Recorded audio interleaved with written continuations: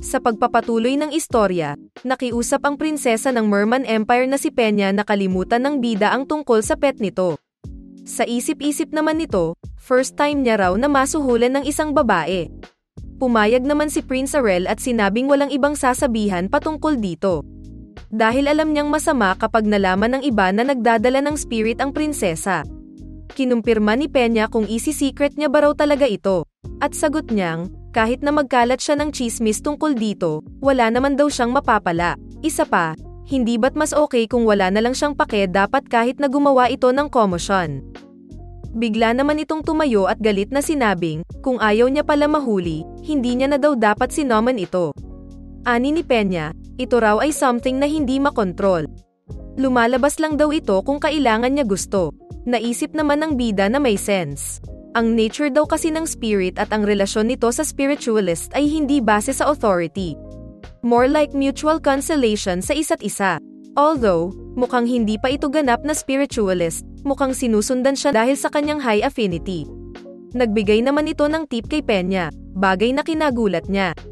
Gaya raw ng pagtetrain sa tuta, subukan nitong utusan ang spirit ng merong klarong sense of purpose.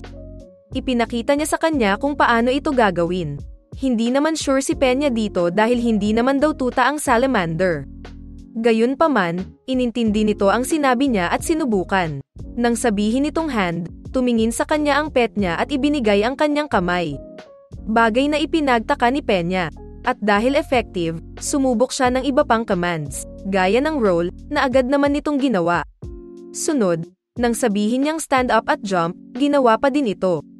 Tuwang-tuwa si Peña, dahil kahit na sinabi nitong become smaller, at come up ay naiintindihan siya nito. Kinamusta naman siya ng bida. Hindi ba raw at sobrang daling gawin? Nagpasalamat ang prinsesa sa kanya at tinanong paano niya raw ito nalaman. Sagot naman ng bida, na nabasa niya raw ito sa libro. Muli itong nagpahayag ng pasasalamat at tinanong ang pangalan niya. At nagulat si Arel na ngayon lang ito nagtanong. Kaya naman tumayo at sinabing siya si Arel Erncia. Sana raw ay tandaan niya ang pangalan na yon. Napaisip si Peña nang marining na Erncia ito. Inisip na ng bida na magbigay na lang sana ng alias pero mukhang hindi raw magandang eye-prank niya ito ng ganon. Curious ito ano kaya ang magiging reaksyon niya, matapos malaman na ang tanong responsible para maging hostage ito ay nasa harapan niya. Bigla naman tinanong ng prinsesa kung miyembro daw ba ito ng royal family. Gulat naman si Arel, dahil iba ang reaksyon nito sa inasahan niya. Wala ba daw itong nal-alala o naiisip nang marinig ang pangalan niya? Nag-isip naman mabuti si Peña at sinabing kakaiba daw ang pangalan nito, yun lang. Napakamot ulo na lang ang bida dahil hindi siya kilala nito. Sino ba raw itong prinsesang ito na hindi interesado sa politics at all? Nagtanong naman muli si Peña kung marami daw ba itong nalalaman sa mga spirits. At sagot niyang, sakto lang daw. Nais daw sanang magtanong pa ni Peña sa kanya tungkol dun sa susunod at sinabing walang problema, pero hindi raw siya nagstay sa kaharian. Nagulat naman ito nang marinig at tinanong kung na-kick out daw ba ito sa countryside. Ramdam ni Prince Arel na naiintindihan nito ang sitwasyon niya dahil parehas silang miyembro ng royal family. Pero giit niya, masaya naman daw itong namumuhay doon. Anyway, kung nais niya daw na mahanap siya, magtanong na lang daw ito sa mga tao sa Royal Concubine Palace at matutulungan sila nitong kontaken siya. Nagpaalam na ito kay Peña at sagot nitong tatandaan niya raw iyon. Habang papaalis, inisip ng bida na kahit na sinabi niya yun, wala na naman daw rason para magkita pa sila ulit. Siguradong makakalimutan din daw siya agad nito kaya naman wag na daw siyang hanapin pa nito. Pero yun lang daw ang inisip niya ng time na yun. Kahit na matagal na panahon na ang lumipas matapos ng digmaan, hindi pa din daw agad nabura ang trace nito. Fresh pa din ang amoy ng mga namatay. Isang tila mabangong amoy para sa isang dark mage na sinoman ang mga namatay. Amoy daw ito ng sama ng loob, mga hinaing, takot, pagkalito, negatibong damdamin ng mga tao na umaangat kapag namamatay. Tuwang-tuwa ang mage at hindi niya raw inakalang magkakaroon ng ganang trahedya. Sobrang mapalad daw siya at dapat magpasalamat sa idiot na nagsimula ng digmaan na yon. Unting paghihintay na lang daw at darating na ang oras niya. Balik sa ating bida. Ngayong na-postpone na daw nito ang engagement niya, balik na siya sa plano niyang mag-establish ng bangko. Kasama nito sina Asha at Dia at meron silang binistang isang lugar. Winelcome naman sila ni Hazel Carrot, ang patriarch ng Carrot family. Sinabi nitong on behalf daw sa teritoryo nila, siya ay malugod silang wine welcome doon. Tuwang-tuwa naman ito nang makita si Asha na tinawag nitong Lady Pernil. Palagi daw siyang naikekwento ng bunso niyang anak. Nagpakilala naman ito bilang si Asha Pernil. Ang teritoryong ito ay sa Carrot. Pumunta doon in person si Arel dahil sa napaka-importante bagay. Pero inalala nitong, nagde-date nga pala ang kapatid ni Asha at ang bunsong anak ng Carrot. Mukhang tuwang-tuwa ang ama nito na nagkakamabutihan sila. Pinapasok niya naman sila at sinabing i-guide sa loob. Pagdating sa living room, straight to the point na agad ang bida. Nais daw nitong makipag-business sa pamilya nila. Nagulat naman ito nang marinig yun at napatanong kung hindi ba't meron na raw itong tindahan.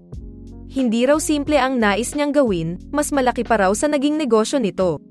Ang plano niya ay ang gumawa ng bangko na mapapasailalim sa impluwensya ng kaharian ng Erncia. To be exact, nais niya raw mag-issue ng currency at na-inform niya na ang hari tungkol doon. Ipinakita nito ang currency na nais niyang ipakalat. Marami daw kasing loopholes ang perang gamit nila ngayon. Pero itong dala niya ay original na formula na gawa ng mga dwarves kaya naman hindi ito basta-basta mako-counterfeit ng iba. Natawa naman ito nang alalahanin kung paano siya sinigawan ng mga ito dahil sa teknik niya sa paggawa ng coins.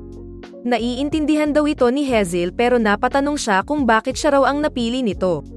Pero ang sagot ng prinsipe, why not? Hindi niya naman daw kayang patakbuhin mag-isa ang bangko.